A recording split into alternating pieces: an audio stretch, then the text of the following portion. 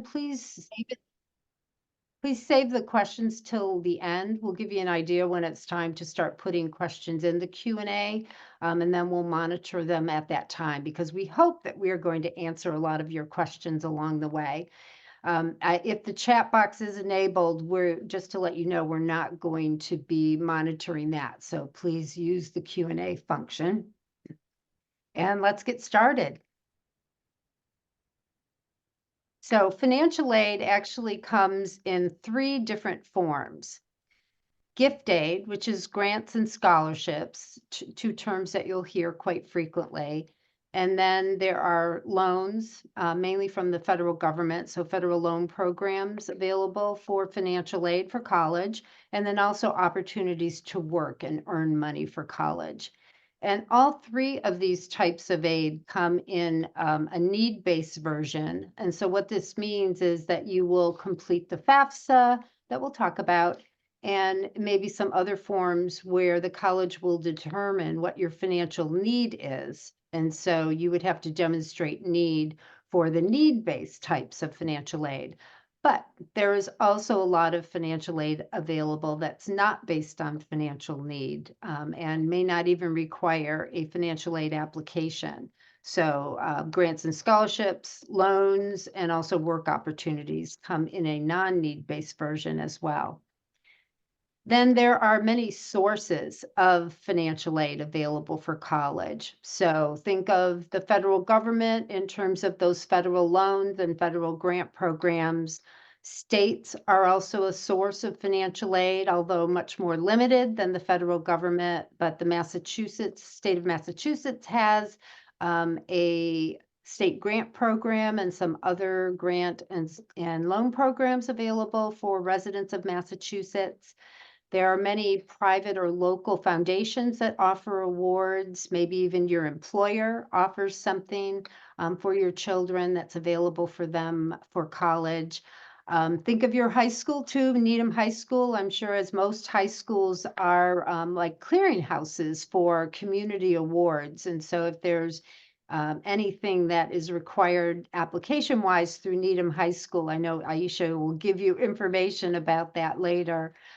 But colleges are also a really important and primary source in many cases of financial aid for students for college. So Lauren and I are going to cover the 2 main application forms that are used by colleges to determine what your financial aid is. So let's get started with that federal form, the free application for federal student aid. All right, thanks, Donna. I'm going to talk about how to apply with the FAFSA. I'm going to do a lot of side glancing because I'm not usually our slide turner, so forgive me for that.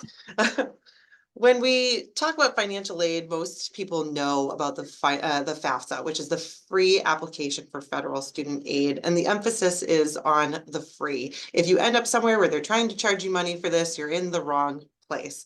So it's free to apply. It's generally required by all colleges because this is the main application for financial aid from any school.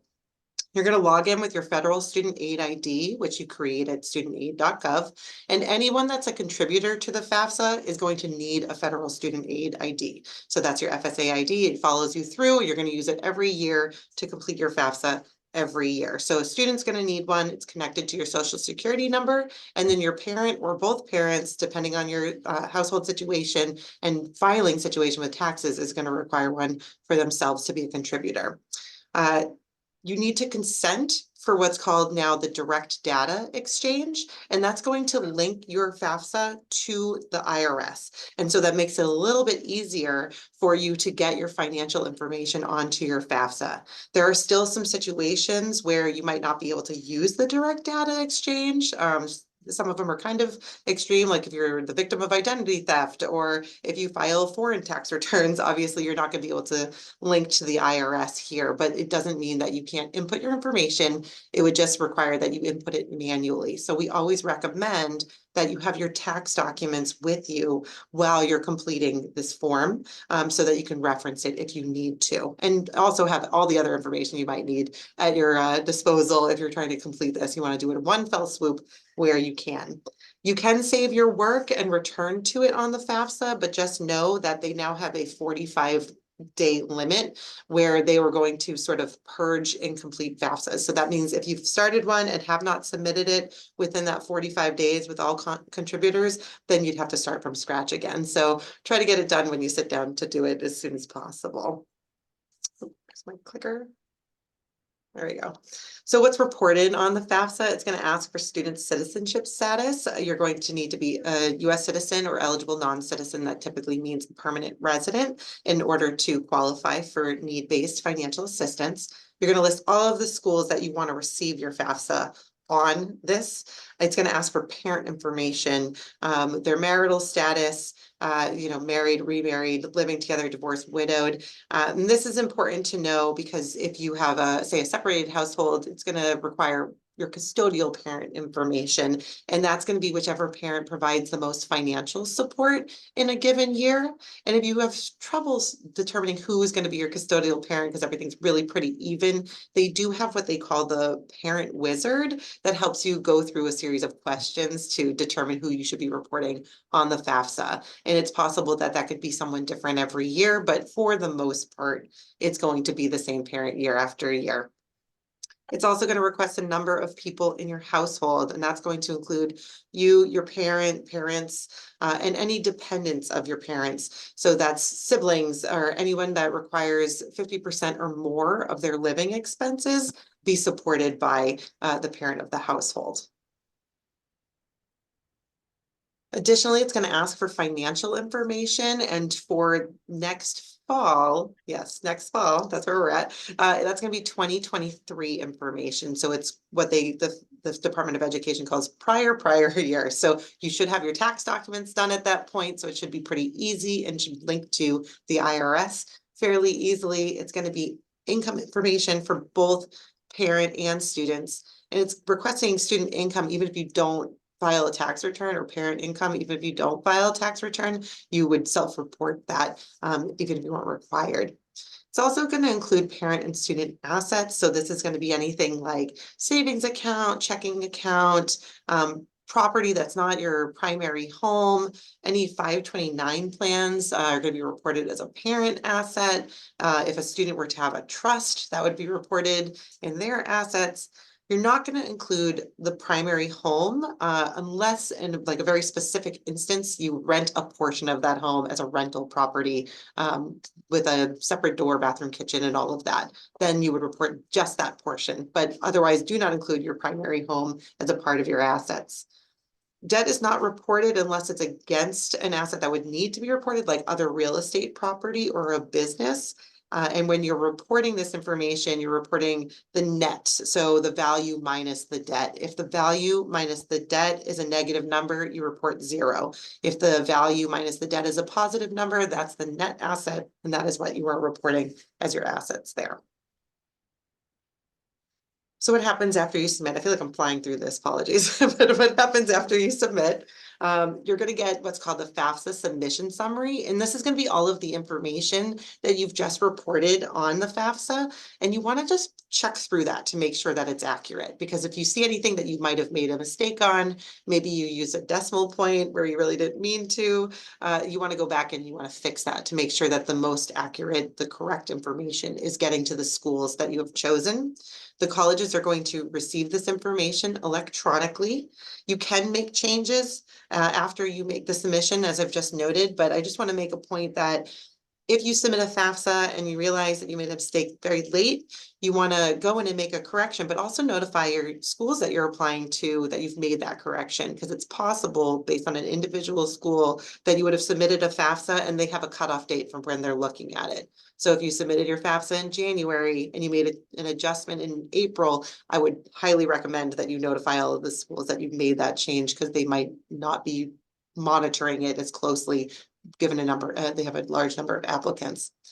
They did change this for this current year, this upcoming year, that you can now put up to 20 schools on the FAFSA. So that's a really large number. I think that should suffice for a lot of people. But if you have 21 schools, you have to remember that you want to include all of your top schools on there, make sure they get all the information, and then you'd have to go back in, remove a school, and add another one if it's beyond that 20 to make sure that they all get your FAFSA. So always keep your top schools listed on your FAFSA so none of them get knocked off.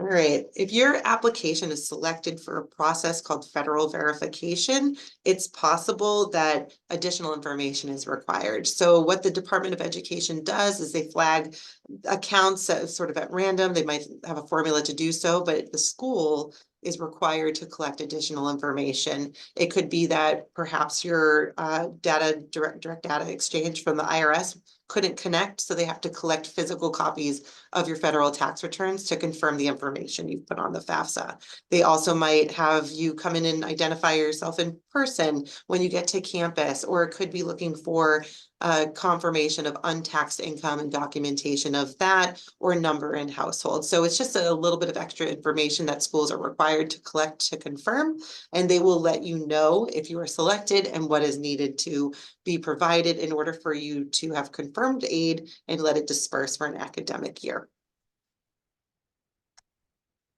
Why should you complete it? Well, it's free. It's a good start for you to understand whether or not you're going to demonstrate need-based eligibility, which we'll talk about a little bit more. Some colleges require it, not only for the federal aid for the Pell Grant, federal SEOG, the list of grants that are over here for your federal loans, and to apply for a Parent Plus loan, but some institutions might use it to calculate eligibility for non-need-based aid for academic scholarships. So they might be considering that. So it's worth it to apply just to see what you're eligible for from the federal government, but also in case a university or college might need it. Again, it's the only way to apply for your federal aid as well. And you do need to apply for it year after year to get your federal aid, including student loans. All right, on to Donna. Not quite. Oh, not All quite. right. I am sure these parents have been hearing a lot about what's been going on with the FAFSA this year. So Yes. the FAFSA is normally available October 1st, but this year was very different. So Lauren, can you just briefly explain what's going on this year and our sincere hope that what's going on this year won't happen next year when they're all applying to colleges? Yes, absolutely. I thought we might get into the Q&A, so I will definitely go over it Do now. up front. No, it's so the FAFSA was simplified, and what that legally, like it's a law that was passed and had to be made easier. And there's a number of things that really have helped.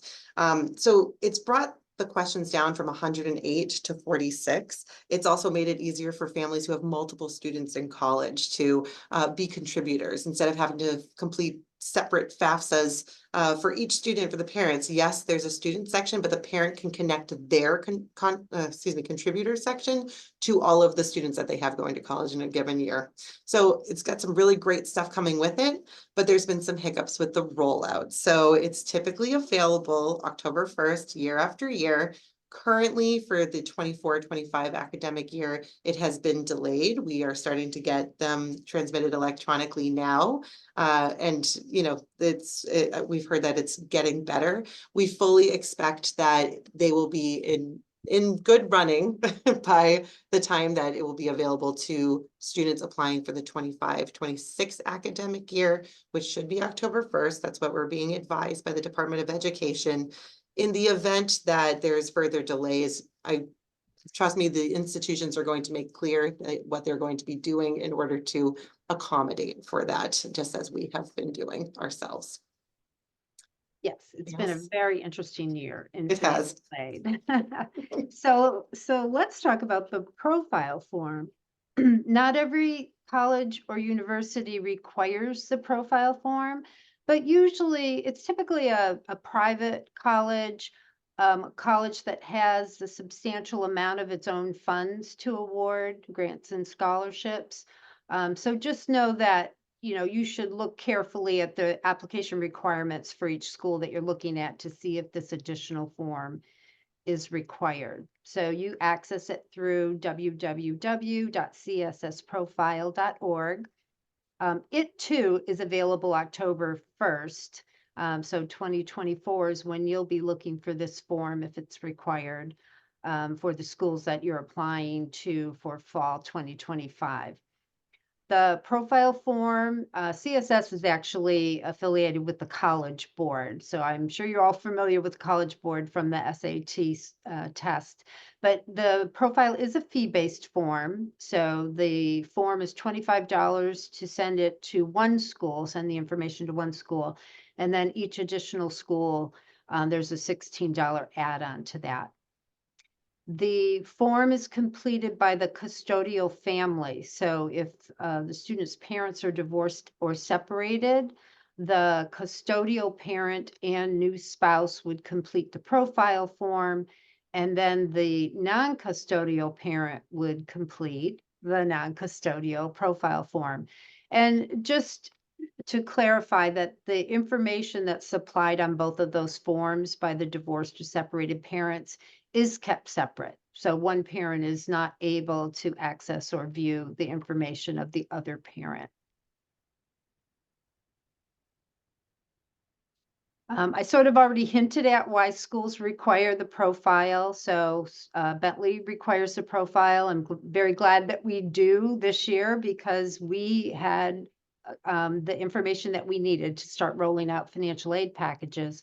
The profile form also has the ability to estimate the federal eligibility. So it was a lifesaver for us. But, schools like Bentley, we do have a substantial amount of our own institutional grants and scholarship funds. And the FAFSA for us is just a little bit too basic. So the profile goes into more depth and gets at the family's financial strength in greater detail. There are some things that the FAFSA doesn't consider that are considered in the formula for the CSS profile. And so I've just highlighted a couple here. So home equity, there's no question on the FAFSA about what the value of the primary residence is or what's owed against it, but that is a question on the profile form. The FAFSA doesn't ask about negative income or losses to income, but the profile form will get into more detail on what all of the components are that make up your income. And then number in college. So even though the FAFSA is no longer considering in their calculation the number of students in college, the profile form is still asking that question so that schools can choose whether or not they will continue to give that allowance when there's more than one child in college. The CSS profile is offering a waiver for the fee if a family's total income is 100,000, or I think it's under 100,000. So when you progress through the form and get to the end, the form knows what income you put in, and so it will tell you whether or not the fee is due. And then after you submit the profile form, you are going to get an acknowledgement from CSS, and sort of like the FAFSA, it just spits back all the information that you put into the form, just so that you can check it and make sure that everything is accurate. You do have the ability to go back in and make corrections one time. So you can do that online, but if you find that you need to update or correct it again, you'll just need to reach out to each school that got your profile information and give them that addition or correction. So in applying for aid, it gets a little bit confusing because, and I'm sure you'll know this, and those of you who have older children who have been to college or applied to college, you know that every school has different application deadlines and different application requirements. So it can get very confusing, especially if your list of schools is quite long. And this goes for admission application as well as financial aid application.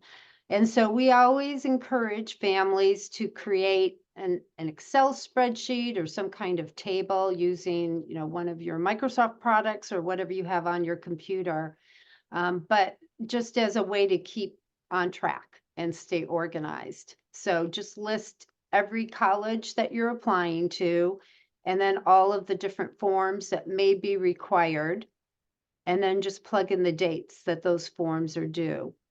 And this will help you keep on task because there are some schools that hold to their deadlines very tightly. And if you miss the deadline, it may mean that you miss out on getting any financial aid that first year.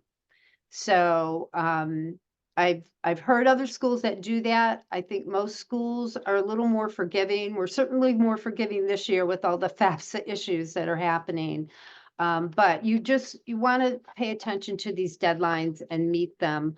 Not only because you may miss out on funding if you miss a deadline, but if you're past a deadline, you're really shortening the amount of time between the time you receive a financial aid award and the time you have to make your decision.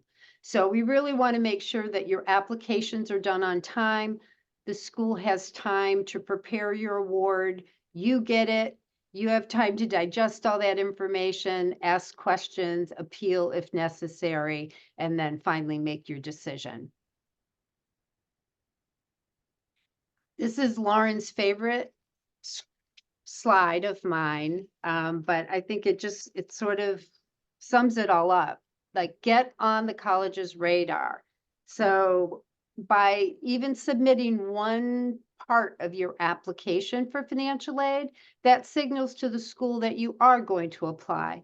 And then you'll start getting reminders. Most schools have a portal, or someplace a student can go to view their checklist. So the checklist will be populated to say, here's what we have, and here's when we received it, but here are the items that are still outstanding. So if you haven't submitted any part of your application, the school doesn't know that they need to communicate with you about this. Now I'm Right. going to hand it back over to Lauren. Excellent. It is one of my favorite slides. I have another favorite coming up. So we'll talk a little bit about how need is determined, kind of keeping it a little high level.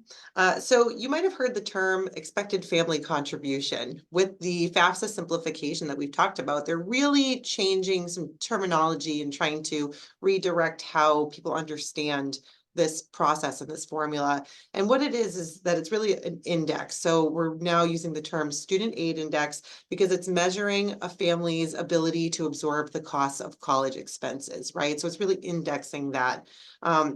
There's the standard federal formula that we're getting from the FAFSA, but as we've talked about with the CSS profile, there are institutional methodologies as well. So you might have a couple of student aid indexes determining your aid for various financial aid sources.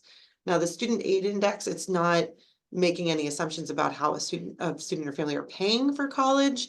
Ultimately, the primary responsibility does lie with the student and their family. It's just an index for how much need a student has, and we'll look at that formula that a school can fill with the resources that are available from the federal, state, and institution. We did mention this, I just mentioned it again, even though the number of children is not included in the federal calculation any longer, most institutions like Bentley Institution or Bentley College, Bentley University or other private institutions are still trying to take this into consideration so as not to change too much too quickly. Let's see.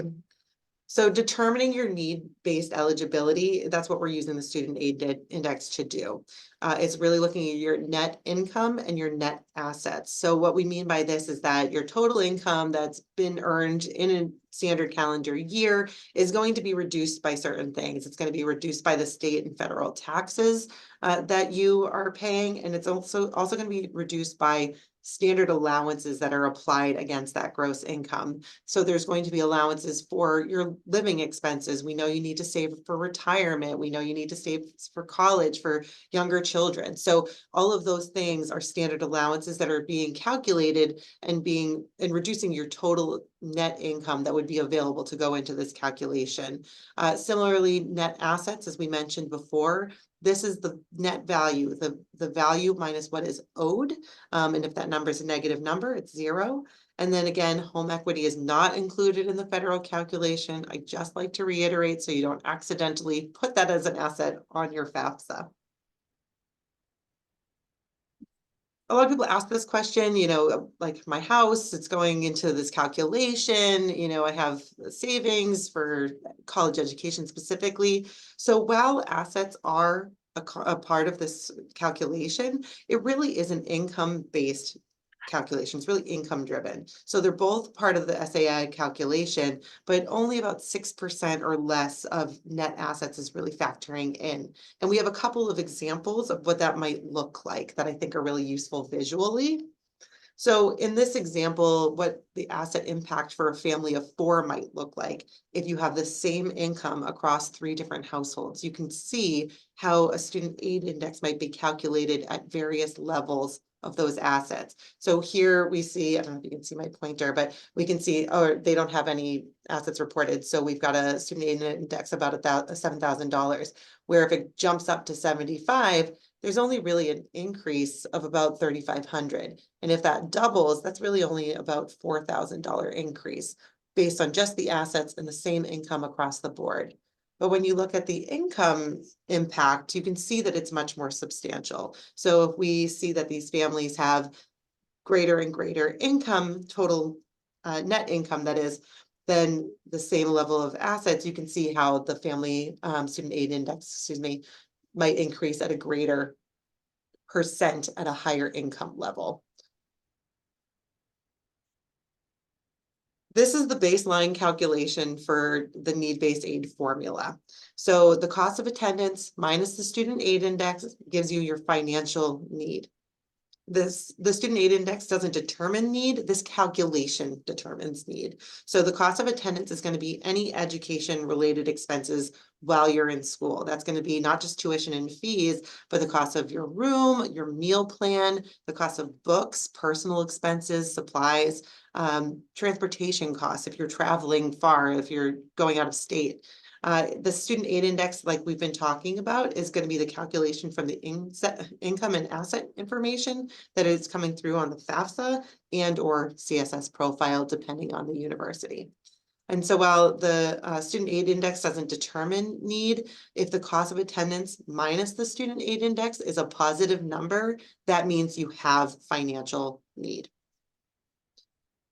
And this is one of my other favorite slides because I think it really demonstrates what that need looks like across different types of institutions and how it might be filled with need-based aid. So you can see here a private college might be a $75,000 sticker price, where an in-state university might be a $30,000 sticker price. So those costs of attendance greatly differ. But if your student aid index remains the same across institutions, then you have different need levels. So these need levels here at the higher cost institution just has more room to be filled with need-based aid from the state, from the federal government, or from the institution itself. Whereas you have lesser need to fill at an in-state university, and that might just come from the state, from the federal government, and the institution might not have its own institutional funds. And you can see how a high sticker price quickly becomes an affordable place to attend because it could be putting you in the same level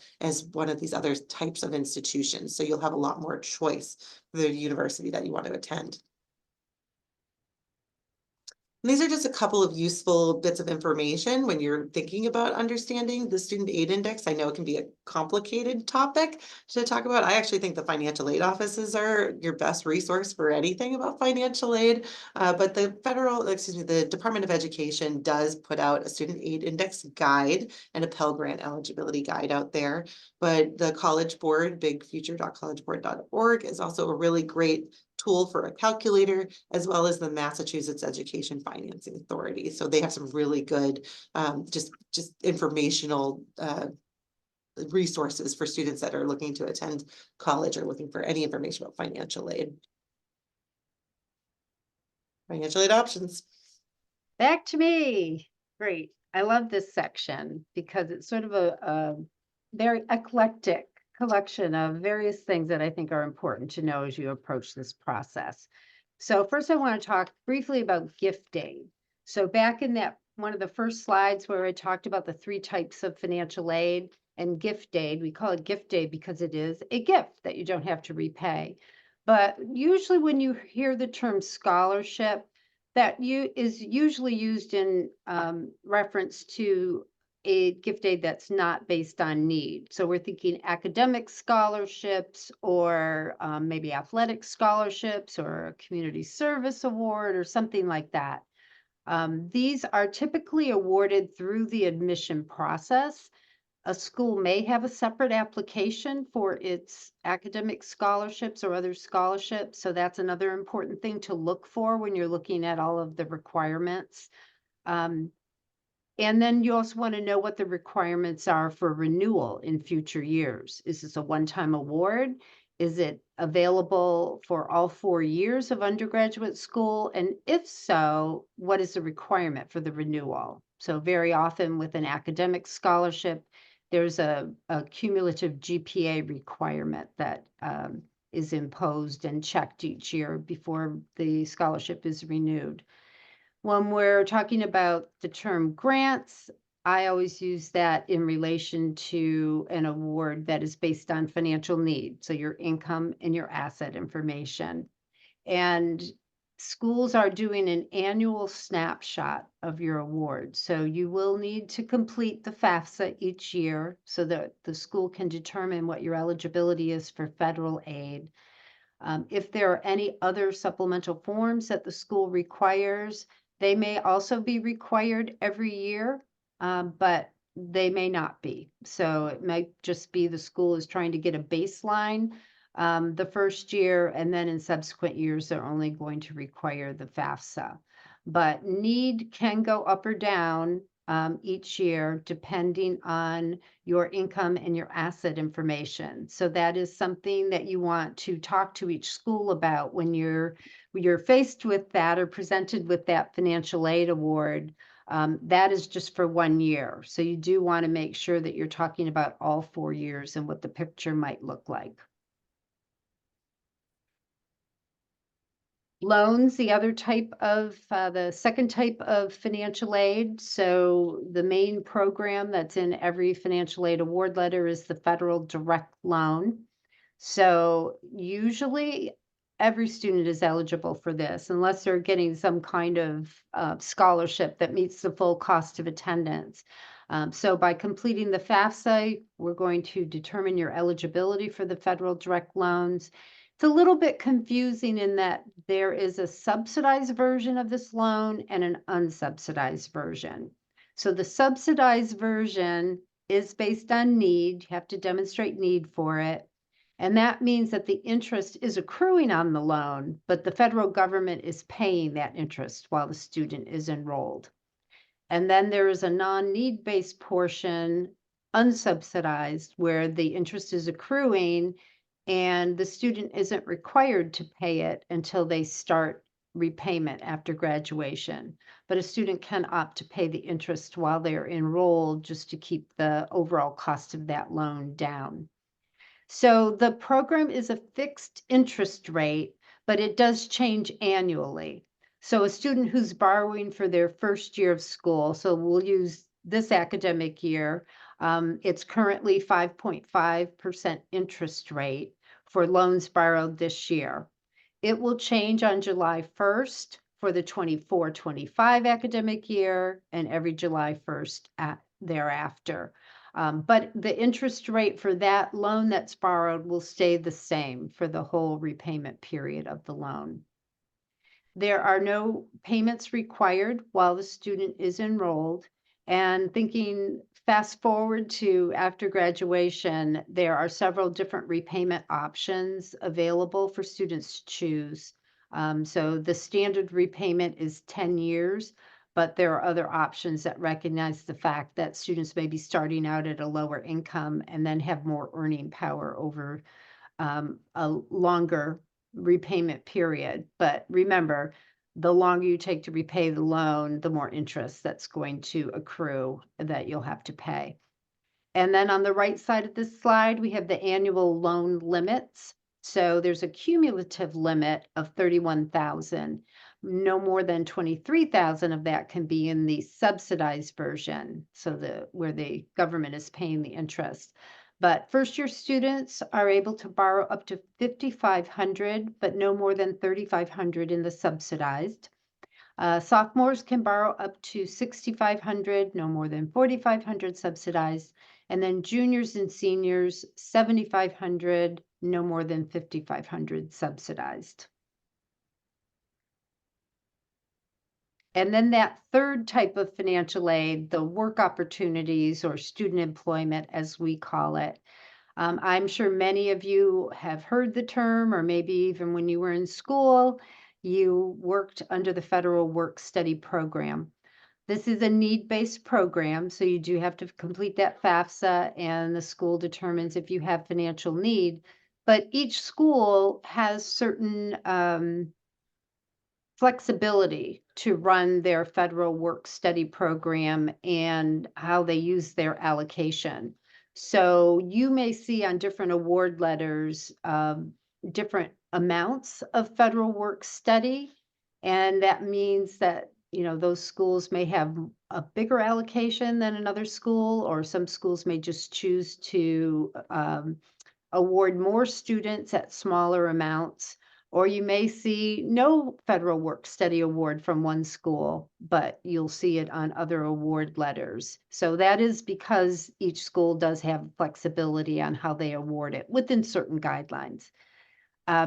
The minimum wage in Massachusetts is $15 an hour. So I think we went through 4 or 5 years where the minimum wage was increasing. So I think it's going to stay steady for a couple of years.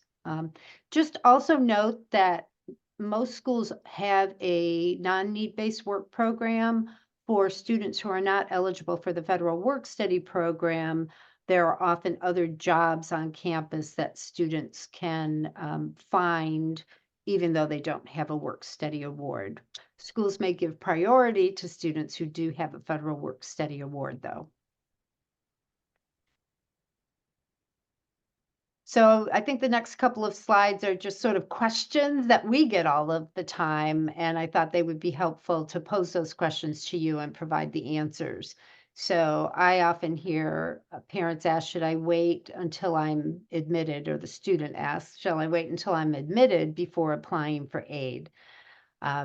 So schools can be need blind, meaning they are making admission decisions without regard to whether or not a student's applied for aid or what need they may have. Or schools may, it doesn't matter if a student's applied for financial aid, we're going to meet all of their need.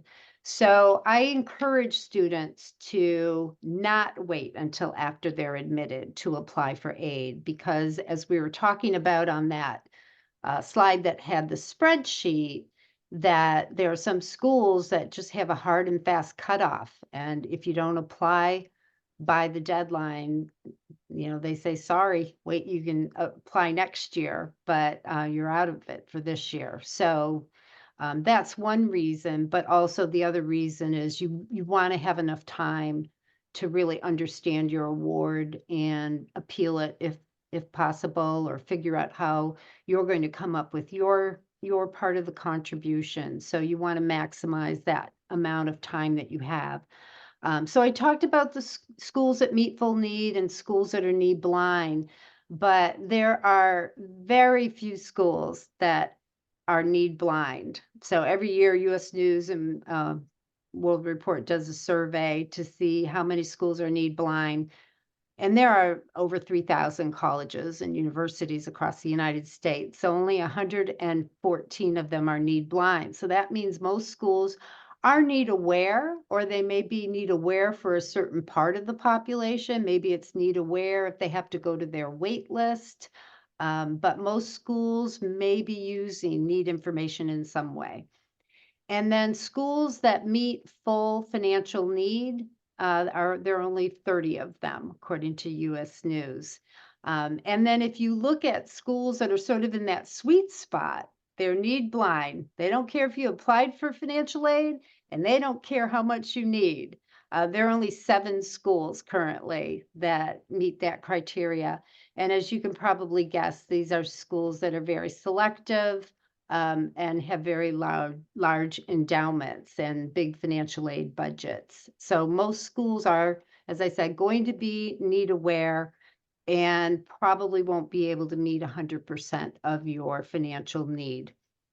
And also just note that when you're talking to a financial aid counselor about need, there's the definition of need or the calculation that the school is doing, but there's also your financial need, what you feel you need and your perception of need. It may not match what the school is coming up with. So just keep that in mind as you're approaching conversations with the financial aid counselor. Boy, I had a lot to say about that slide, didn't I? And here, okay, another one of my favorite slides. So make sure, put this on your list of things to ask schools. Once you get that financial aid award and you're trying to understand it, you want to know how outside scholarships might affect the financial aid package. So your son or daughter may have worked very hard to apply for a lot of outside awards, or they earned all of this money, prizes, whatever. And a school does need to incorporate that into a financial aid package if they're awarding need-based aid. But schools do that differently. So you want to know, if a school was not able to meet your full need, how are they going to treat that outside scholarship? Or maybe even if a school met your full need and you've got this outside scholarship, how is that going to impact your financial aid package? So just know every school is going to do it differently. Those outside scholarships cannot be used to replace that student aid index. But it's really replacing or filling is in that equation, the cost of attendance minus financial aid is your financial need. So it can help toward that. So for a school that is not able to meet your full financial need, an outside scholarship can help fill that gap. And that's where my little bucket analogy comes in here. So if you think of this bucket as being the full cost of attendance, and things go into the bucket to fill up your cost of attendance. And so that student aid index or what's expected from the family goes in there. And then all of the gift aid, the grants, the scholarships, the loan eligibility, the work opportunities. And then finally, are there any outside scholarships that are going in this bucket? And if that outside scholarship makes that bucket overflow, then something needs to be adjusted in there so it's not overflowing anymore. And that is just for students who are getting a package based on some kind of financial need. So if a student just has, say an outside scholarship that's based not on academics and not on need, and there's an outside scholarship, it won't have an impact on that. Schools that do have to make that adjustment when the bucket's overflowing, they may reduce loans or work study. They may also reduce any need grant that's in the package. So you want to ask that question, how that outside award will impact the package. I know, another slide I had a lot to say about. Okay, this is probably very early to even be thinking about this because you're trying to figure out how you're going to fill out that FAFSA and meet all of these deadlines first. And then how you're going to make sense of the financial aid award letters. But at some point, you're going to get a bill. And you're going to have to figure out how to pay that bill, whatever your balance is, big or small, you've got a bill that needs to be paid. And so instead of just looking at that lump sum as this, big thing that you got to come up with money for, think of these three types of income. What do I have from past income or my savings that I can put toward paying for college? What do I have um, in the form of present income, my current income that I can use to pay for college? How can I put together a budget that has some leftover income that I can put toward payments toward a college? And then future income, and that would be borrowing, loans, a home equity loan, an alternative student loan, or a parent loan. So it's not an all or nothing thing. Don't beat yourself up if you didn't save hundreds of thousands of dollars to pay for college. Most families can't and haven't. But if you have some savings, that will help ease the burden in terms of what you might have to borrow. And if you can come up with some money out of present income to sign up for the school's payment plan that allows you to spread payments out over the course of the semester, that helps ease cash flow. But the more that you can come up with out of the savings and the current income, the less you'll have to rely on loans. But you can do all three. So, think of it sort of as a patchwork and just sort of put together a plan where you're using these three different types of income to pay that bill.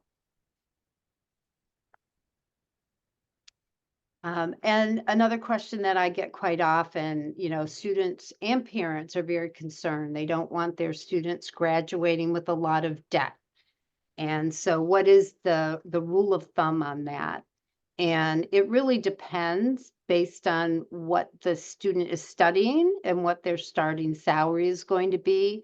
So this is just a very general rule of thumb that the total student debt should be less than or equal to what the expected annual starting salary is. If it's going to be more than that, the student might have some trouble paying off their loans, and they might, be living at home a little bit longer. So you want to avoid that at all costs, right? Another question I get, does applying early decision affect aid? So early decision is a binding program. There's early decision 1, early decision 2. There might even be another one that I'm not remembering right now. But these are binding programs in that you're saying to the school, I'm applying, I'm agreeing that if you admit me, I will enroll. And this scares off a lot of people who really want to take advantage of some aspects of early decision, but financial aid may be a very important factor. And so there is a clause in the agreement, a release clause, I call it, that will allow you to be released from the binding decision if you apply for financial aid and the package provided does not make the college affordable for you. You can request to be released from the early decision agreement. But it does mean you have to apply for aid, and affordability is your definition of affordability. So you get the package. If it's not what you hoped it would be and it's not affordable, first I'd appeal and see if you can, be considered for additional funds. But if all else fails and it's just not going to be affordable, you can be released. So one of the good things or good aspects about early decision is, if this is your reach school, many schools have a higher admit rate for early decision. So that's a great question to ask a school. So your chances of getting admitted may be higher if you go ED, as we call it. And then I think another great thing about early decision is that it just relieves a lot of stress because you usually hear in December whether or not you're admitted, and then the student not only can enjoy the rest of their senior year, but they can use all of that extra time they have to buckle down and make sure that they keep their grades up. So that the college dean doesn't have to have a conversation with them about the senior slide, right? So, schools run their early decision programs differently and in terms of what their goals are and, what their admit rate is. So another good question to ask when you're going on all those college tours this summer. I think we're at the final slide. Great. So these are just some resources for you to get some help. As Lauren mentioned before, the financial aid office is really a very great resource, but we also want to offer our assistance too. So Lauren's email is there, my email is there. Sometimes you just need sort of a non-involved third party to ask a question of, or if your son or daughter is interested in Bentley, obviously we're available to answer any questions you may have, but we are happy to be a general resource for you.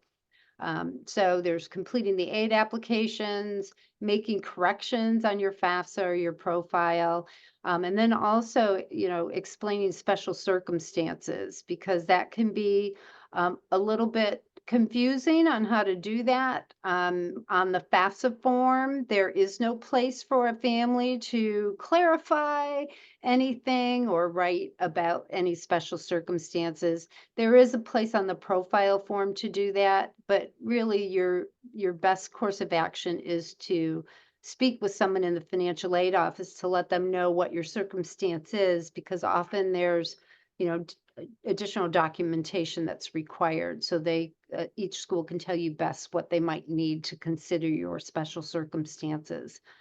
So also on this slide, we have the FAFSA helpline, the link to the College Board. And then also, if you would like to see a similar type of webinar that's in Spanish, MIFA, Massachusetts Educational Financing Authority, does have a webinar in Spanish. That's a really great resource.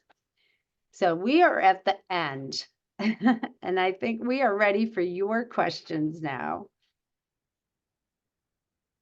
Do you want me to stop? I can't see the questions. Do you want me to stop sharing?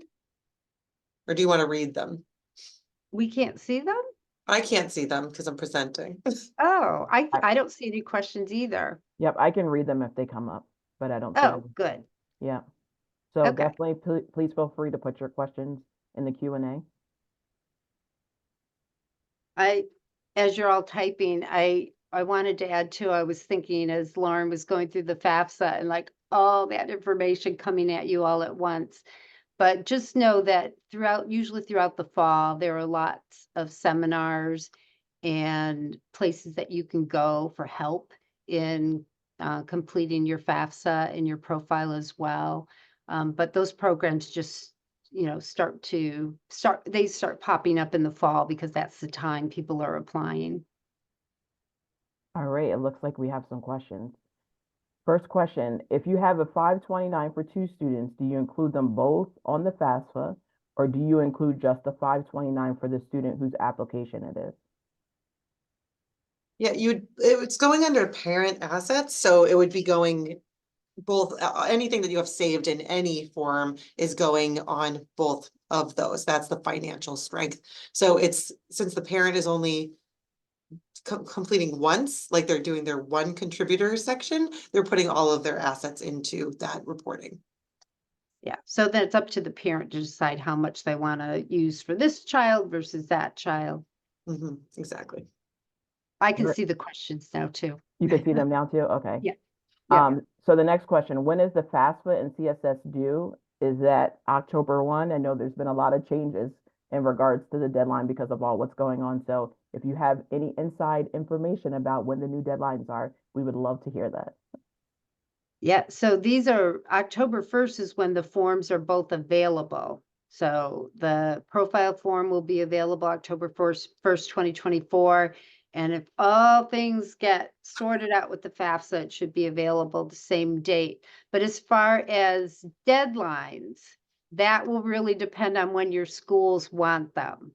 So you do need to look on the website, or you usually get an email from schools telling you, providing a link to a website where they list all of the forms that they require and when they're due. Yeah, that spreadsheet that Donna demonstrated is a really good tool for you to keep, like for every institution that you're applying to, what do they require and when do they require it? Especially if you're looking at early decision, they will have an earlier deadline for completing these. Like ours is November 15th, but our regular decision is January 7th or January 15th. So you just want to make sure you're tracking all of the deadlines and all the requirements for individual schools and meeting those deadlines. Yeah. And the forms do have deadlines, meaning they have to bring one form down so they can start processing with a new form. So like the FAFSA drop dead deadline would be the students like in June of the student's first year. So long, you've already paid for the first year by the time that deadline rolls around, right? Right. All right, next question. Should foreign universities be included on the FAFSA? So I had a daughter who went to a foreign university, so I could ask that. So some foreign universities have the ability to process the federal loan programs for students. And so you can look up put in the name of the university, and if you can put it on the FAFSA, a code will come up. They'll appear on the list, and then you input that code. Yeah, the Department of Education does keep a list of Title IV, that's federal aid, Title IV eligible schools as well. You could literally Google it and it will tell you like what their codes are. So if you're just curious, you can do a quick search. It should be able to pop up that spreadsheet. All right, next question.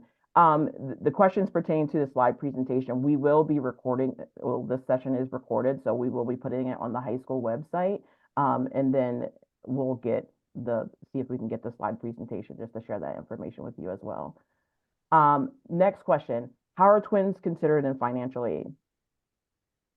That's a good question. So the FAFSA is not considering them as being two in college. They're not asking that question any longer. So it's not a part of your student aid calculation for the FAFSA, but a lot of private institutions like Bentley are still including them. So it's not that they are reducing your contribution by, just cutting it in half. It's being reduced by a percentage, and that might differ between institutions, but instead of having 100% contribution, the calculation like the FAFSA is doing, it might be at a reduced portion. So I can't remember the percentage off the top of my head. Is 40%? Donna, you remember? I don't remember, but the other part of that question is because that would apply to siblings, not just twins. Right. Yes. Yeah, when there are twins or siblings, like each student has to have their own FAFSA. Right. And then the contributing parent does their section that can be attached to each student.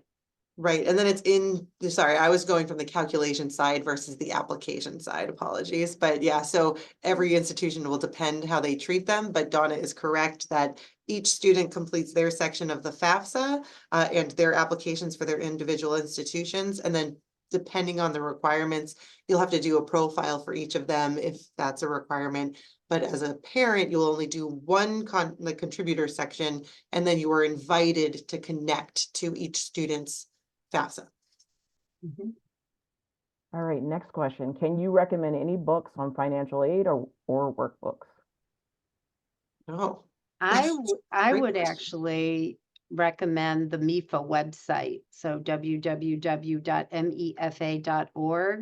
because that is our state agency for, planning and paying for college. They also have a lot of information out there about the admission process, but especially the financial aid process. And I think that they have really clear language to help you understand, but also a lot of the webinars and the tools out there as well. So big plug for I'm a MEFA fan. Well, and it's a good, they're keeping things updated. So like, there's not a book that's going to have been published that could cover the FAFSA simplification, for example, right now. So MEFA is going to have up-to-date resources for you. Yeah, and the studentaid.gov website is just a sort of a nuts and bolts and has all the links to everything you need to apply for the federal aid, the FAFSA, but also for the student loans, the federal direct loan, and the Parent Plus loan, which we didn't even talk about. But, there will be other sessions and webinars, and MEFA offers them at this time of year for high school seniors to understand their award letters. All right, for the CSS profile, how is the value of the primary residence estimated for determining home equity? So you're reporting the net value. So you're putting the value and then the debt. The calculation, it's kind of nitty gritty and it's proprietary information. I don't know how we would, like if you're looking at I think they want to know, how do you determine how much your home's worth? Oh, I think that versus how much that is going into the question? I was gonna say, go back to the Balance Act, where it's really not contributing as much as the income is. But if you're unsure, you can use a tool online. You could look at the Zillow.com or something like that. What would be your recommendation, Donna? Yeah, Redfin. Redfin, Just yeah, all of that's the other one. those. There's Trulia. Yeah. I think that's what the question is, though, because unless you're actually selling your home, you don't really know what it's worth, right? Right, exactly, and like it's part of the calculation, just one of many items that go into it, so it's hard to define. All right, and this looks like our last question. Will ED actually affect the amount of aid you could potentially get? I don't think the answer was clarified earlier. So if you can clarify that. Oh, ED meaning early decision. Yes. So you're right. That was a point on the slide that I didn't get to. So thank you, Charles, for asking that question. So that's sort of the downside to ED, because some schools, even, because they know you're supposed to come if you enroll, they may offer less financial aid. So it's another, put that down on your list of questions to ask when you're doing all these college tours this summer. Mhm. I will give you the Bentley answer. We do it the same way as we do for regular decision. We don't like to play games.